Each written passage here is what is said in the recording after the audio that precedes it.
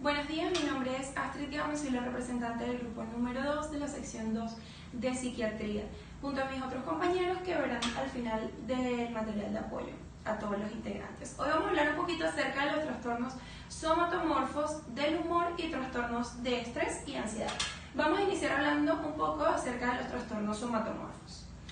Estos trastornos son un grupo de enfermedades caracterizadas por molestias diversas, pero no pueden ser explicadas por una existencia de una lesión orgánica. Los pacientes insisten en que presentan dolor, inflamación, náuseas, vómitos, vértigo, debilidad, entre otros síntomas, pero, una vez más repito, no tienen justificación orgánica alguna. En cuanto a la incidencia, del 25 al 50% de visitas al médico en la atención primaria son por trastornos somatomorfos. En cuanto a su clasificación, estos se clasifican en trastornos por somatización, de conversión y dismórfico corporal. Estudios en España revelan que el 1% de las visitas al médico de familia son diagnosticados con trastornos somatomorfos. En cuanto a los factores de riesgo, pues sentir ansiedad y estrés, vivir con traumas del pasado, violencia, tener nivel de educación y socioeconómico bajo, entre otros. En cuanto al diagnóstico de los trastornos somatomorfos, va a ser un diagnóstico clínico, van a depender de ciertos criterios, principalmente uno o más síntomas que se presentan en el paciente que dan lugar a malestar y dolores, pero no tienen o no se caracterizan por un proceso orgánico. Desproporcionada preocupación por estos síntomas, dedican tiempo excesivo y energía excesiva a lo que son estos síntomas. El dolor no puede ser explicado, como ya lo mencioné en reiteradas ocasiones, por un proceso orgánico. Es importante saber que el paciente, para diagnosticarse por trastorno somatomorfo, debe haberse preocupado al menos con 6 meses de anterioridad, es decir, la preocupación debe tener por lo menos 6 meses en el tiempo para poder llegar a diagnosticarse con este trastorno. En cuanto al manejo de este trastorno, pues después de una evaluación inicial se van a ir pasando por ciertos niveles. En el primer nivel, lo que se va a hacer es un encuadre biopsicosocial. Si este primer nivel no funciona, se va a llevar a lo que es el segundo nivel o a la atención secundaria, donde se va a hacer una referencia, se va a referir a un psiquiatra. Y ya en el tercer nivel, pues, se van a hacer consultas psiquiátricas, ya sean individuales o familiares, y rehabilitación. En la rehabilitación se van a trazar objetivos que tengan cierta coherencia, que puedan ser alcanzados. No existe fármaco autorizado para el uso de los trastornos somatomorfos. Ahora vamos a hablar acerca de los trastornos del humor. Como podemos ver acá, los trastornos del humor son alteraciones emocionales que consisten en periodos prolongados de tristeza y júbilo excesivo o depresión. En cuanto a la incidencia, los trastornos del humor son la primera causa de suicidio en el ser humano. La prevalencia tiene un 8% de prevalencia en las mujeres y un 4% de prevalencia en los hombres. Estas cifras o tasas son sacadas en un periodo de 6 meses. Las tasas más altas son en adultos de edad media o adultos jóvenes, es decir, en adolescentes. Cuando hablamos de los factores de riesgo de los trastornos del humor, pues principalmente estos afectan a las mujeres que a los hombres.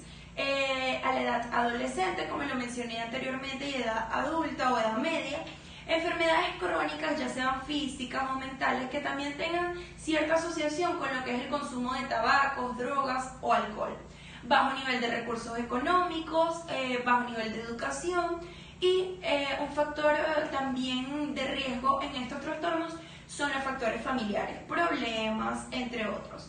Y el primer factor de riesgo que se ve en los trastornos del humor es sufrir de trastornos de estrés o ansiedad, puede llevar a otro nivel, que serían los trastornos del humor. En cuanto a su clasificación, hablamos de los episodios maníacos, trastorno bipolar, episodios depresivos, trastornos depresivos recurrentes, trastornos afectivos persistentes y trastornos afectivos sin especificación. Por falta de tiempo no los nombramos.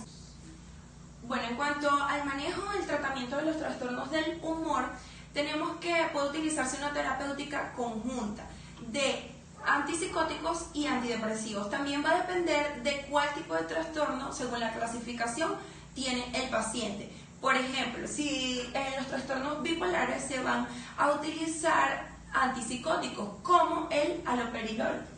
Y también en los trastornos, cuando hablamos de los trastornos afectivos o persistentes o sin especificación, se pueden utilizar antidepresivos.